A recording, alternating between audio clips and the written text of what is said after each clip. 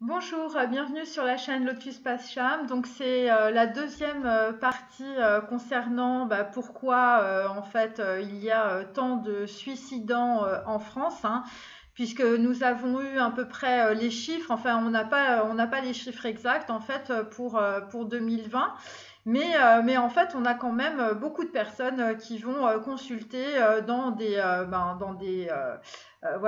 départements en urgence psychiatrique ou, je veux dire, qui ont carrément explosé leur stock de médicaments justement depuis qu'il y a le Covid.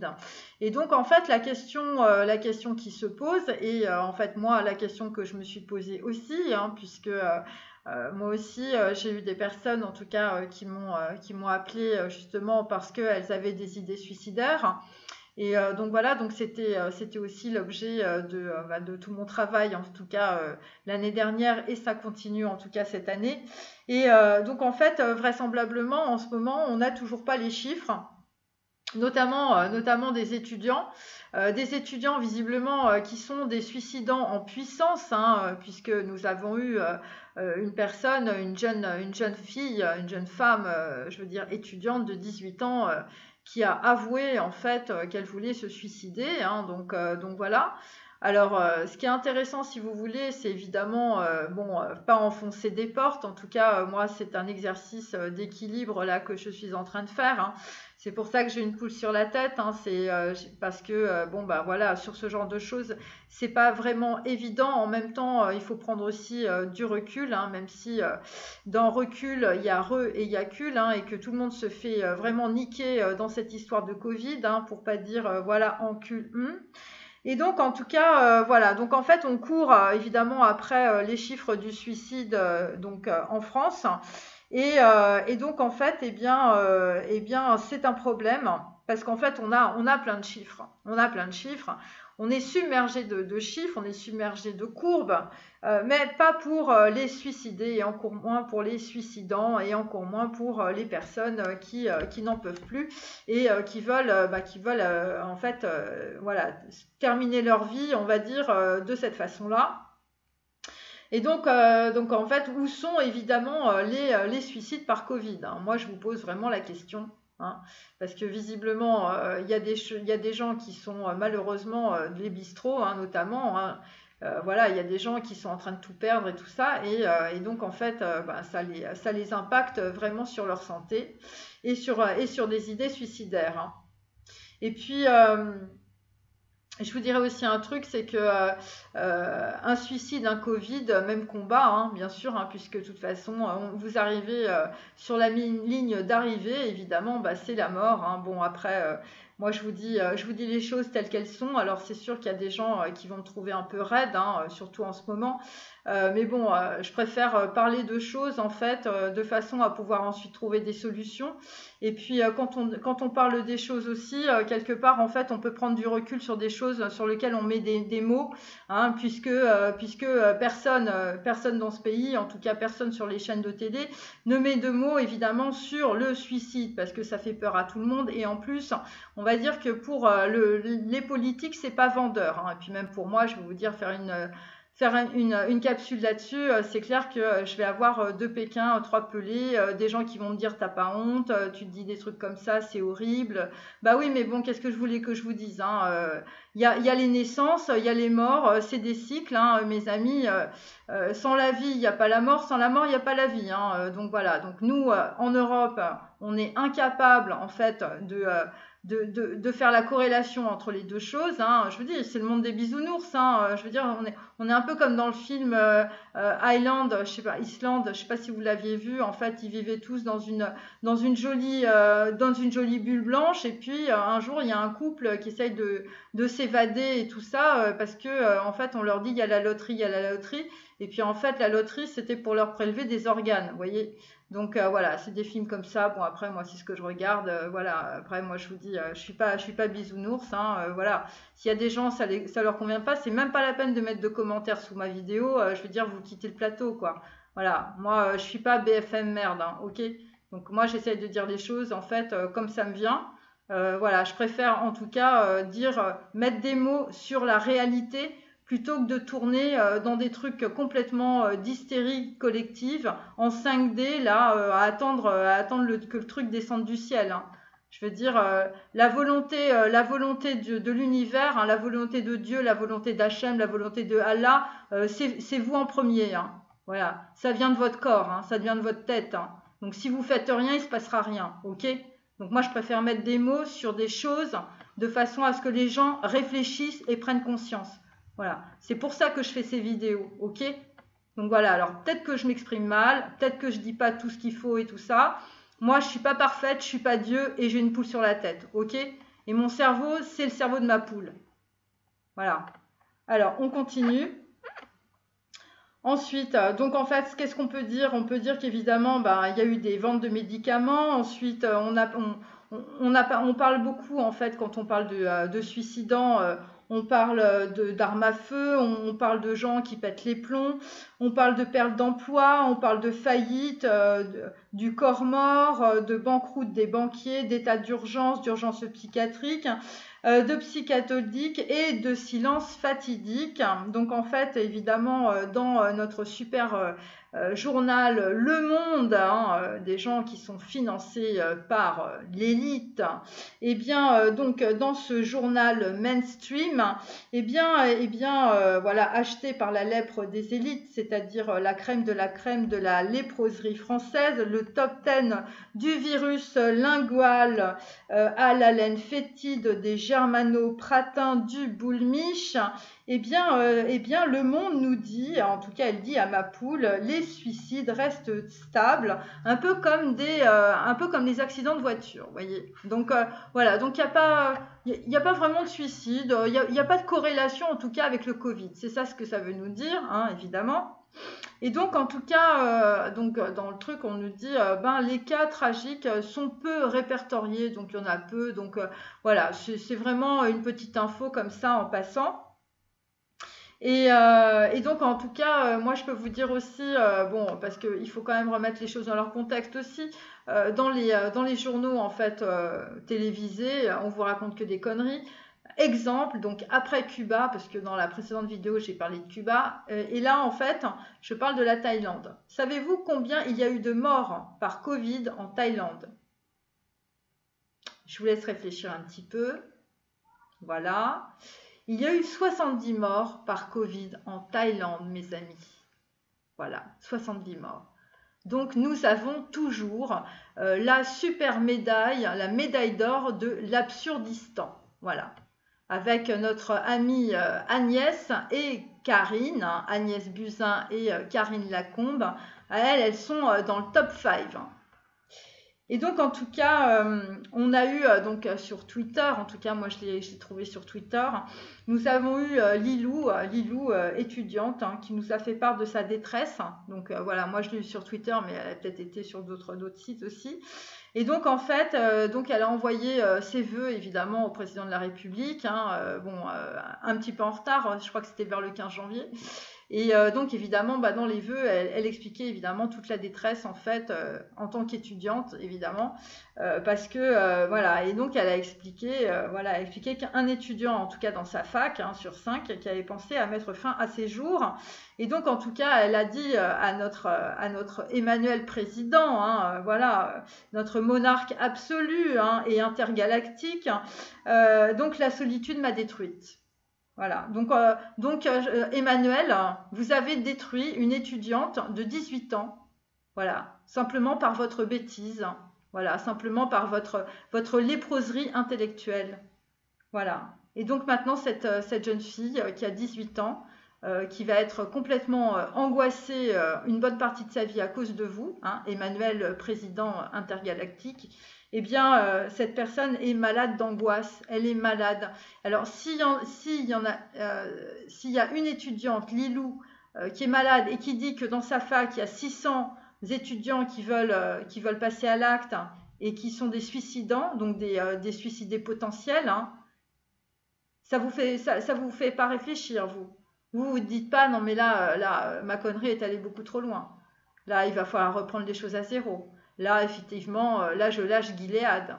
Là, je lâche mes comptes numérotés au Paraguay. voyez, à un moment donné, au lieu de regarder la logique du comptable, hein, parce que vous êtes un comptable, à un moment donné, il faut regarder, je veux dire, la réalité. La réalité, c'est ça. C'est que sur 3000 étudiants d'une fac, il y en a 600 qui veulent se suicider. Emmanuel, président intergalactique. Et ça, c'est la réalité. C'est pas l'épaisseur de moquette que vous avez dans votre bureau à l'Élysée. Donc évidemment, notre Lilou nationale, que je salue bien, donc en fait, évidemment, voilà, elle a rencontré non pas Emmanuel président, mais le mépris des élites françaises. Et donc elle voulait tout stopper par la mort. Bon, ce n'est pas une solution, Lilou. Mais en tout cas, Lilou nous a fait part, en tout cas par son message, de toute la détresse, en tout cas de toutes les angoisses et de toutes les peurs qu'elle avait subies, de sa solitude, de ses insomnies. Et donc Lilou est très en colère et j'imagine que Lilou, ça représente des centaines d'étudiants français qui sont en colère comme elle. Voilà. Parce que moi je me souviens quand j'étais étudiante, bah, j'avais qu'un seul truc dans la tête, c'est passer mes diplômes pour m'en sortir. Voilà, pour apprendre, pour comprendre, pour sauver les gens, voilà, pour faire des trucs intéressants dans ma life. Et pas pour rester derrière un écran d'ordinateur à attendre le revenu universel, Emmanuel, président intergalactique. Et donc, en tout cas, et évidemment, toutes ces personnes, bon, que ce soit les étudiants ou toutes les autres, hein, qui vont se reconnaître, en tout cas, dans ma vidéo, c'est pas le coronavirus, évidemment, qui nous met, en fait, dans cette situation, tout le monde l'a bien compris. Mais ce sont des mesures de restriction de liberté et c'est ça qui est beaucoup plus grave. Et c'est pour ça qu'il y a des gens qui n'arrivent pas à comprendre. Les 500 photons qui sont des Playmobil qui n'arrivent pas à encadrer le truc, c'est parce que c'est complètement dingue. C'est-à-dire que c'est pas du tout logique d'être dans une démocratie et d'avoir en fait un président dictateur. Vous voyez, c'est pas possible. C'est comme si, je veux dire, on se trouve, je veux dire, dans un pays, le pays des Lumières, hein, je veux dire, c'est ça, hein, pays des Lumières, des intellos et machin, et de la liberté, le pays des droits de l'homme, et puis d'un coup, on vous colle Hitler à l'Élysée. Vous imaginez le reset d'enfer au niveau du cerveau. Là, le cerveau de ma poule, je veux dire, il fait des ondes, hein, il comprend pas ce qui se passe. Bah là, c'est exactement ce qui se passe en fait. C'est-à-dire que ça s'appelle la sidération. Vous êtes tellement sidéré par ce qui se passe, c'est-à-dire vous passez du blanc au noir, ben là vous comprenez plus. Hein. Et en fait, le cerveau il bug. Voilà, il fait comme l'ordinateur. Parce que là, on vous met un logiciel qui est complètement contraire à tout ce que vous avez engrammé pendant des années. C'est-à-dire les droits de l'homme et du citoyen. Vous êtes libre, vous êtes égaux, vous êtes machin. Et puis là, en fait, vous avez une oligarchie de tarés, de mecs qui n'ont plus de cerveau, qui font n'importe quoi, qui vous disent qu'à 5 ans, il faut mettre les masques. Voilà, ils vous racontent des trucs toute la journée. Ils vous emmènent dans une espèce de coronafolia complètement dingue. Voilà, je veux dire...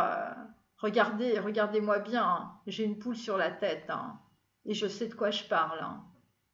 Donc ces gens-là, ils n'ont pas une poule sur la tête, hein, mes amis. Ils ont tout un poulailler, hein, les élites françaises. Hein. Mais ça se voit pas, hein, parce qu'ils ont des beaux costumes. Hein. Et donc, en fait, ce qu'on peut dire évidemment, c'est que bon, il y a les élites françaises, il y a les politiques, hein, il y a tous les médias mainstream. Hein. En fait, tout le monde est OK et complice. Voilà, ça vous rappelle rien? Moi, je sais pas, ça me rappelle Drancy, où tout le monde était complice pour mettre les gens dans les wagons. Et donc maintenant, en fait, tout l'intérêt évidemment de cette vidéo, c'est comment prendre la vague.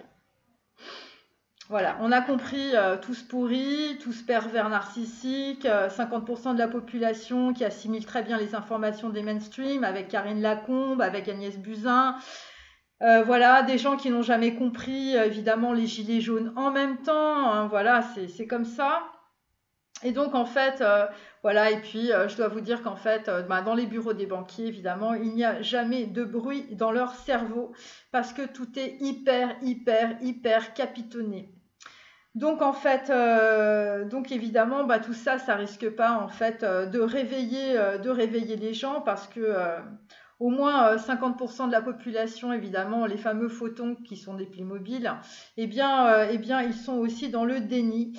Et ce que je peux vous dire, et ce que disait d'ailleurs ce cher Rav Benchetrit, la violence du réveil est proportionnelle à la profondeur du sommeil. Donc, quand les gens vont se réveiller, mes amis, eh bien, je peux vous dire, ça va faire un drôle de vacarme. Voilà, ça va être une explosion sans précédent, un tsunami comme on n'en aura jamais vu, à part peut-être en 1789 et encore. Donc, pour l'instant, les gens sont en plein sommeil. En tout cas, les 50% dans le déni. Les autres, là, ils commencent un peu à se dire, commencent à se tortiller sur leur chaise, dire, mais quand même, je les vois, moi, les journalistes, ils vont me dire, mais quand même, on peut pas continuer comme ça, hein. Ou les gens qui, moi j'adore, c'est des gens qui sont sur YouTube. Mais vous vous rendez compte? Mais vous vous rendez compte? Et oui, c'est comme ça.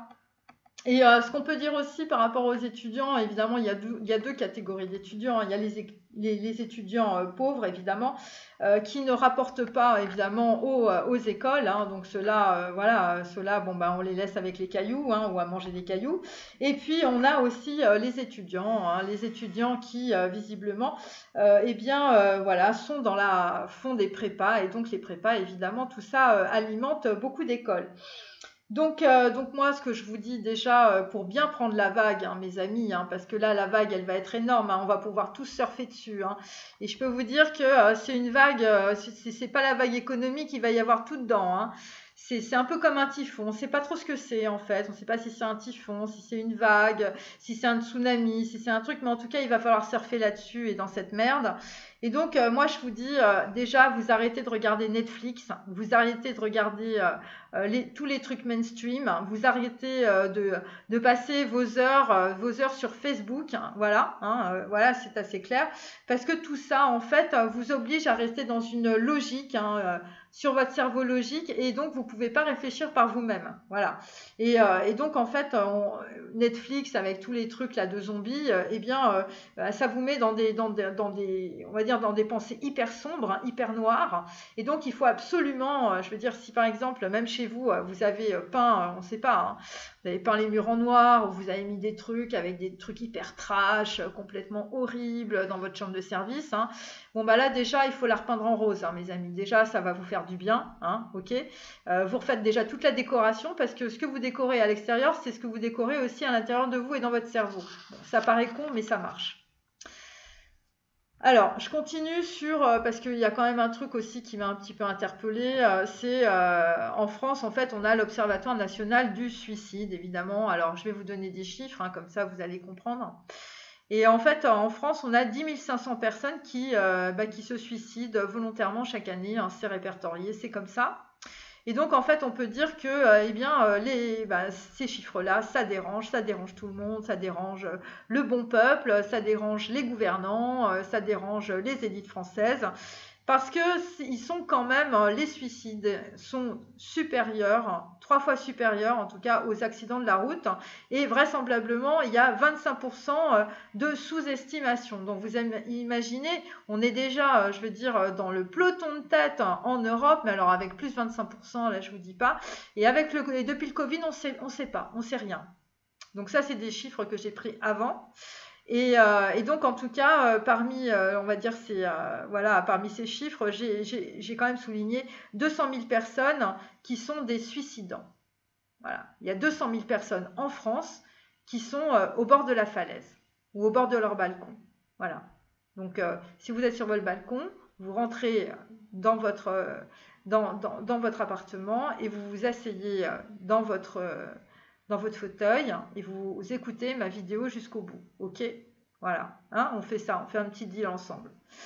Et Et donc, en tout cas, depuis des années, évidemment, il y a des psychiatres, des psychologues, voilà. Enfin, là, c'est la tour de Babel, hein, voilà. Et donc, évidemment, on a compris hein, que ça servait à rien. Hein, voilà, les gens, ils arrivent, ils ont envie de se suicider, ils en peuvent plus, ils sont dans une souffrance épouvantable. Hein, ça s'appelle, mes amis, la souffrance mentale, voilà. Et la souffrance mentale, elle est très physique.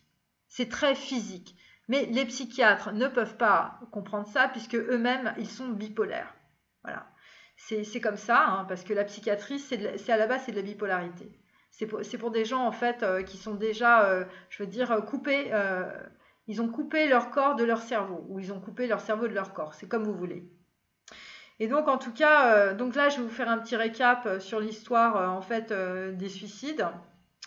Et donc, en tout cas, les suicidés nous ont toujours dérangés parce que il faut savoir qu'avant le code napoléonien, qui a mis fin, on va dire, à la culpabilité par le suicide, évidemment, parce que le suicide était récriminé pénalement.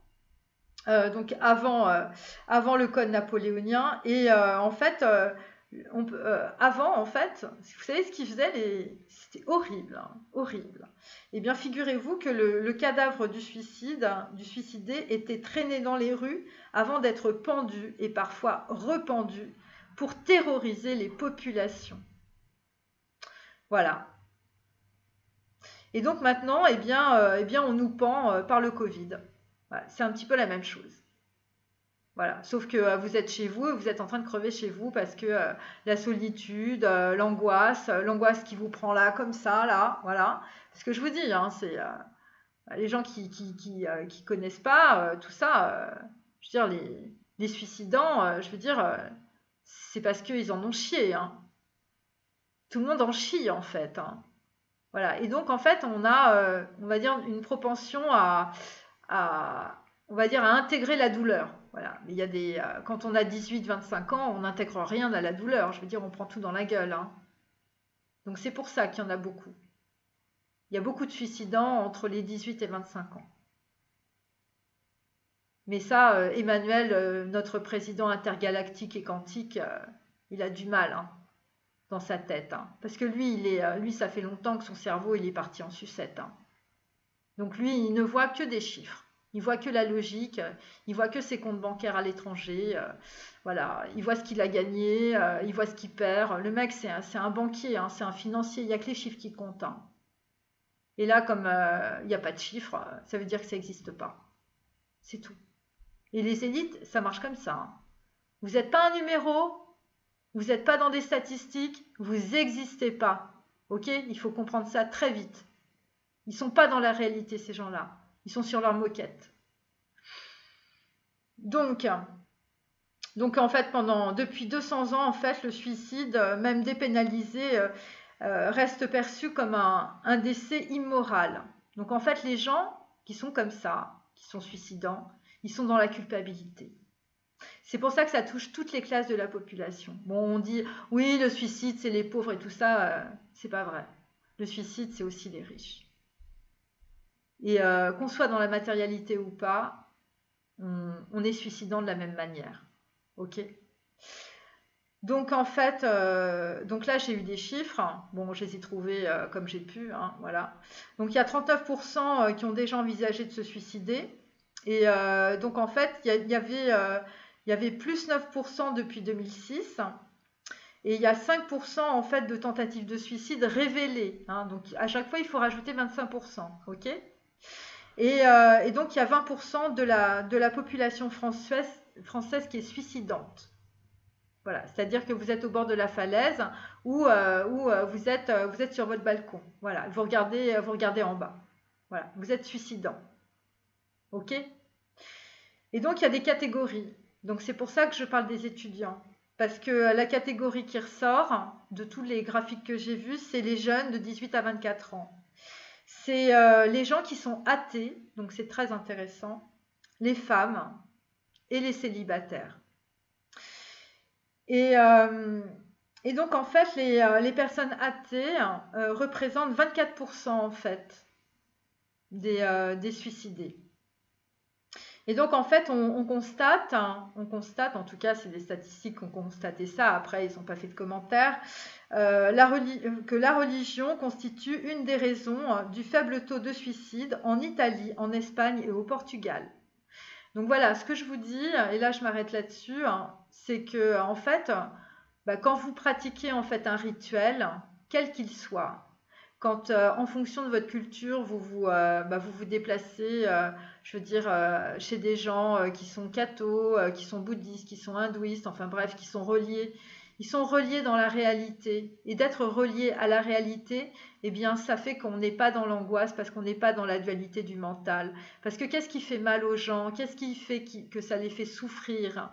C'est parce qu'en fait, ils ne voient pas la réalité. On leur présente sans arrêt un maya, on leur présente que des illusions, on leur présente toujours des solutions qui sont fausses, des psychiatres, des psychanalystes, des trucs à la mort moelleux, des trucs qui ne marchent pas. Voilà. Et là, les étudiants français, eux, ils veulent juste aller dans les facs pour aller bosser. Ils veulent juste aller au bistrot pour prendre un verre ou éventuellement pour faire la plonge. Et ça, en fait, on leur en empêche, on leur empêche de vivre. Et c'est pour ça, en fait, ils ne peuvent pas se projeter dans l'avenir. Voilà Emmanuel, le président intergalactique, le mec qui a fait des super études, le mec qui a fait des tables de multiplication et d'addition chez les Rothschild. Voilà ce que ça donne. Un type qui est même pas capable de voir ça, même pas capable de voir la réalité. Ces gens-là, en fait, ils ont des idées noires, c'est à cause de vous. C'est à cause de votre cerveau malade, de votre bipolarité. Parce que les élites françaises, elles sont dans la bipolarité. Elles sont dans l'ego à fond et ce sont des gens qui ne veulent pas reconnaître qu'ils se sont trompés et ils ne reconnaîtront jamais leur erreur parce qu'ils sont dans leur logique et la logique ce n'est pas la réalité mes amis et les élites françaises en fait ça elles ne savent pas, il n'y a pas de conversion, ils sont dans la logique des chiffres et ils ne sont pas dans la réalité de notre vie. Voyez. Donc les étudiants, c'est juste un camembert avec un pourcentage au bout d'un graphique. Voilà, ça représente ça pour les élites françaises. Et donc en tout cas, il y a aussi autre chose. C'est qu'en fait, alors ça j'ai vu ça aussi. C'est qu'en fait, il y a une pensée suicidaire sur 4 qui est liée au travail. Donc, genre, vous perdez votre boulot, vous avez des idées noires. Et parce qu'en 2008, en fait, lorsqu'il y a eu une situation économique catastrophique, eh bien, on a vu avec la hausse du chômage, en fait, qu'il y avait 600 suicides. Donc 600 suicides, évidemment, ça paraît peu, mais c'est des trucs qui sont déclarés. Donc en fait, il y a des gens en fait qui vont déclarer autre chose. Genre, oui, j'ai une crise de foie, voilà, je suis mort, mais en fait, voilà. Ah je me suis trompée de médicament, hop, je suis mort parce que j'ai pris trop de barbiturique d'un coup, je savais pas, je voulais me droguer et puis finalement, en fait, non, non, donc en fait, c'était un suicide. Vous voyez, donc en fait, on ne sait pas trop. On ne sait pas trop et en tout cas, il y a 25% des suicidants en fait, c'est des professions libérales ou des gens suicidés, c'est des professions libérales. Et parmi en fait les professions libérales aussi, on a les psychiatres avec les anesthésistes qui ont le taux en fait de suicide le plus élevé. Donc posez-vous des questions. C'est-à-dire qu'en fait, les psychiatres qui sont censés vous aider enfin, je veux dire, vous guérir, parce que quand vous arrivez aux urgences psychiatriques, vous voyez que des psychiatres. Et bien, ces gens-là, en fait, ils ont le taux de suicide le plus élevé. Donc, ça veut dire que ce qui vous enseigne, en fait, pour vous sortir de vos idées suicidaires, eh bien, ça veut dire que, en fait, eux, ça marche pas sur eux. Donc, si ça marche pas sur eux, ça marche pas sur vous. Vous voyez ? Donc, voilà. C'est pour ça que j'ai fait une vidéo sur les psychiatres qui racontent des bobards. Et aussi, dernière chose, évidemment, on a tous compris que le suicide, les suicidants, les suicidés, tout ça, c'était des tabous. Que ça n'a rien à voir, en fait, avec, on va dire, avec le fait aussi de perdre son emploi. Bon, évidemment, c'est corrélé, mais c'est pas complètement corrélé. Parce que, évidemment, il y a énormément de suicides chez les riches. Mais on va pas vous raconter que c'est des suicides. On va vous dire, Ah oui, bah oui, non, mais il avait beaucoup d'argent, mais en fait, bah oui, oh, ben en fait, oh non, non, c'était pas un suicide, non, non, bon, c'est vrai que bon, il se droguait beaucoup, hein, mais bon, non, non, il se suicidait pas. Non, il s'est trompé de médicaments, hein, voilà, et puis ça lui a provoqué une. Il a fait une crise cardiaque. Ouais, c'est juste comme ça, hein. Le mec, il était milliardaire, puis il a fait une crise cardiaque. Voilà. Et puis personne va aller trifouiller si c'est vraiment un suicide, une crise cardiaque, voyez, parce qu'il faut pas déranger, hein, surtout quand il y a des héritiers derrière, hein. Ok. Donc voilà, chez les riches, c'est plutôt comme ça que ça se passe. Et puis quand on a des petits problèmes, on paye tout le monde, comme ça, il n'y a rien qui se sait. Donc voilà, ce que je veux vous dire, c'est que les suicides, c'est pas forcément des gens pauvres, voilà, comme on vous raconte. Il y a aussi beaucoup de gens riches, en fait, qui sont au bord du suicide, hein, parce que quand on vit beaucoup trop dans la matérialité et quand on est dans la bipolarité, et quand on est qu'avec des gens qui ne pensent qu'à l'argent et qu'à vous dépouiller, et ben c'est vrai que c'est difficile aussi. Voilà, et c'est pour ça que de temps en temps, on a des idées suicidaires aussi. Voilà. Donc c'est voilà, c'est en fait le problème du suicide, et c'est pour ça que je vous disais de repeindre votre chambre en rose, même si vous êtes un garçon, de faire en fait ce qu'on appelle des rituels dès le matin, quand vous avez le moral qui vous descend dans les chaussettes, d'essayer de vous reconnecter, on va dire, à votre foi, ou si vous êtes athée, bon, bah, vous avez plus de chances évidemment d'être un suicidant. Donc là, il faut engrammer beaucoup de connaissances. Il faut vous connaître vous-même, il faut connaître votre cerveau, si vous avez encore la force de le faire, parce que quand on est suicidant, ça veut dire qu'on est vraiment au bout du rouleau, donc c'est difficile. Souvent, c'est des histoires aussi parce que votre copine vous a laissé tomber ou votre copain, vous ne le voyez plus. Il y a ça aussi, ou simplement parce que vous avez vécu, on va dire, des trucs atroces dans votre famille. Et donc tout ça, ça s'accumule et puis eh ben, vous avez perdu votre boulot au bistrot parce qu'il a fermé ou dans le resto et voilà. Et donc là, vous êtes plus indépendant, vous êtes chez papa-maman. Et chez papa-maman, c'est pas forcément super. Donc voilà, donc il faut reprendre les choses à zéro, mes amis. Il faut avoir de la force, il faut avoir du courage. Parce que si vous attendez que Emmanuel, le président quantique et intergalactique, vienne vous filer un coup de main, surtout si vous êtes un étudiant pauvre, laissez tomber, hein, parce que il viendra pas vous aider, hein. Le mec, c'est un banquier, hein, et en plus, il est complètement bipolaire, il se rend même pas compte de la réalité que vous vivez. Ok? Alors le mec, il a déjà pas compris les gilets jaunes, et là, en plus, il nous colle une dictature, comme moi, j'ai ma poule sur la tête. Vous voyez? Donc là, je vous dis, ben, prenez des connaissances. Si vous êtes étudiant, de toute façon, vous pouvez après aller vous inscrire peut-être dans d'autres pays ou par correspondance pour passer votre diplôme ailleurs, si vous ne pouvez pas les passer en France. Je veux dire, ça ne va pas rester comme ça toute votre vie. Donc, continuez à bosser comme des malades, parce qu'il n'y a que comme ça que vous allez vous en sortir. Et apprenez des langues étrangères. Voilà, c'est ce que j'ai à vous dire. En tout cas, moi, quand j'étais étudiante, c'est toujours ce que j'ai fait. Voilà, j'ai attendu personne et j'ai toujours compté sur moi. Et j'ai fait ce que j'ai voulu dans ma vie. Et jusqu'à présent, ben, ça a un peu marché. Voilà. Bon, bah écoutez, voilà, c'était mes deux vidéos. Bon, j'espère que ça vous a... en tout cas, ça a un peu déblayé le terrain par rapport à un truc dont personne ne parle, tout le monde en a peur. Bon, je veux dire, après, voilà, la vie, c'est karma, c'est la naissance, les morts, c'est tout ça. Donc, essayez d'apprendre autre chose que des trucs voilà, qu'on vous donne tout cru. Je veux dire, il y a des trucs en Inde qui sont super, même au niveau du high-tech, en Asie, aux États-Unis, en Amérique du Sud. Vous savez, hein, la France, c'est un confetti. Donc, si ça pue trop dans votre pays, je veux dire, à un moment ou à un autre, vous aurez toujours la possibilité on va dire, de choisir avec vos pieds, hein. Voilà, hein, c'est tout, hein.